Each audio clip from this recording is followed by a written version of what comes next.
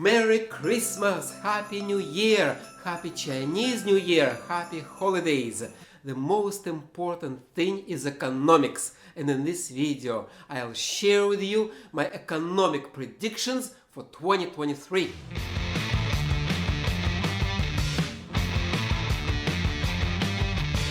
In terms of economics, the economy, on the economists, and the economics, I should say. 2023 will be worse than 2022. Spoiler alert, it's important for you to understand this. The year 2023 comes after the year 2022. I know, shocking, but what I'm trying to say is this. What happened in 2022 will continue and it will get worse in 2023. And what happened in 2022 was the crash of the entire world order. Because for about 30 years, the world economy, the world order was based on three things: cheap labor, cheap money, and cheap energy. And that is gone. First, cheap energy. And here, let's talk about Europe. The might of European economies was based on cheap energy, cheap Russian oil and natural gas.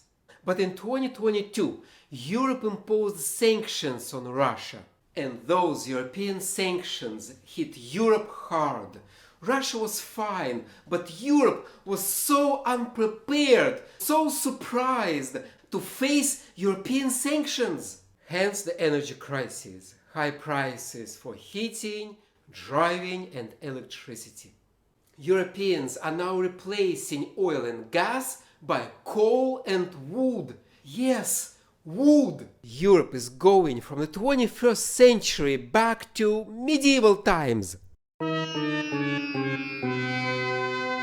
European nations are replacing cheap Russian oil and gas by much more expensive oil and gas from the United States.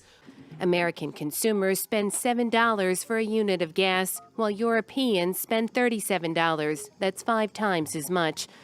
And with energy this expensive, it makes no sense for big businesses to stay in Europe. So big businesses will be leaving Europe for the United States. It's deindustrialization of Europe.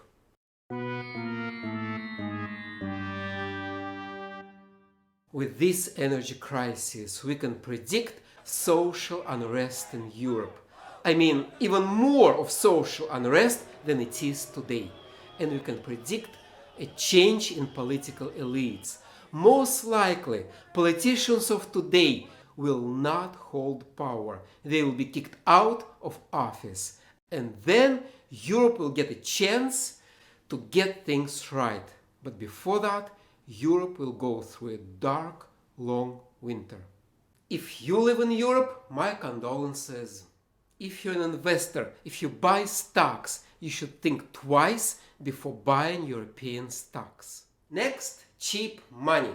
Cheap money is gone. Because in 2022, central banks were raising interest rates. And they were raising interest rates to fight inflation. And they failed. But who cares? The point is, interest rates are now high. Money is expensive. Debt is expensive. Which means a global debt crisis. Because the current levels of debt are unsustainable. Look at debt levels as a percentage of the GDP. Japan, the most indebted nation in the world, has been in a recession, well, actually depression, for about 30 years. Greece has been having tough economic times since 2008. And in Lebanon, the entire banking system collapsed. And sooner or later, this debt crisis will come to other countries, especially the United States and Britain. Next, cheap labor. Cheap labor was provided by China. President Donald Trump started a trade war with China, and President Biden continues that war. Not only does he continue the trade war with China, he puts a political pressure and he boosts military presence in the region. Because Biden is more Trump than Trump ever was. As political tensions between China and the United States continue, manufacturing is leaving China for the United States. And in the United States, labor is not cheap. Labor is expensive. So the era of cheap labor provided by China is gone. So the era of cheap money, labor and energy is gone. Now everything will be more expensive, which means higher costs, higher prices and higher inflation. Now, if you listen to TV personalities and university professors, they will all tell you that inflation has already peaked. Today's action is what peak inflation looks like. First, how do they know? Did they travel into the future, checked Wikipedia and said, hey, inflation has peaked? No, they didn't. Second, inflation peaked or it didn't, who cares? Look at the target. The target inflation is 2%, while the actual inflation rates are much, much higher. So the real question is not if inflation peaked or it didn't. The real question is, will inflation get back to normal? Will central banks hit the target? And the answer is no. If my guess is correct, if the real cause of high inflation is the end of cheap energy and cheap labor, then it might last for years. As long as prices for labor and energy keep rising, prices for everything else will keep rising and we'll have high inflation for years. This is what's happening. Right now, China is ending its zero-COVID policy. After years of brutal lockdowns, China opens up its economy. China will be great again. Opening of the economy will push demand for oil and gas up, which will push prices for oil and gas up, which will make the already high inflation even higher. But maybe I am wrong and TV personalities are right. Maybe inflation has already peaked and it will go back to normal. Be careful what you wish for, because the only road to low inflation is through a deep and severe recession, a deep and severe economic meltdown. And that is exactly what central banks are trying to achieve. They are raising interest rates, hoping to trigger a recession, hoping that that recession will lower prices. So our choice is this: a mild inflation but a severe economic crisis, or a mild recession but high, uncontrollable, runaway inflation. Either way, it's going to be bad.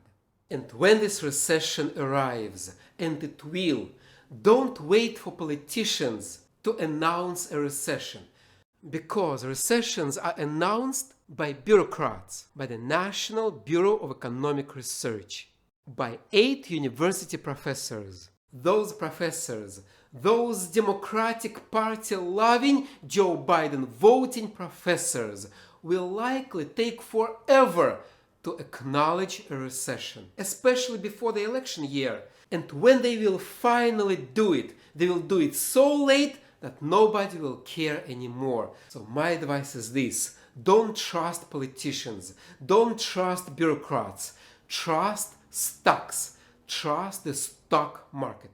And for the stock market, the year 2022 was the worst since 2008.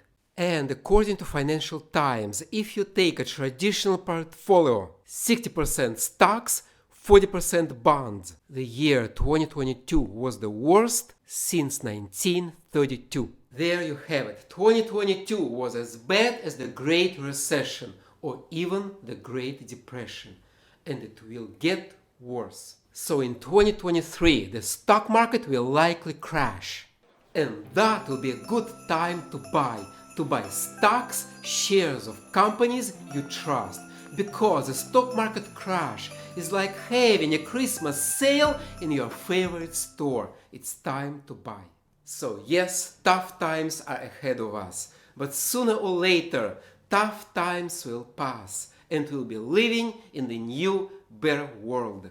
I wish you patience, resilience and good luck. And stay tuned to learn economics.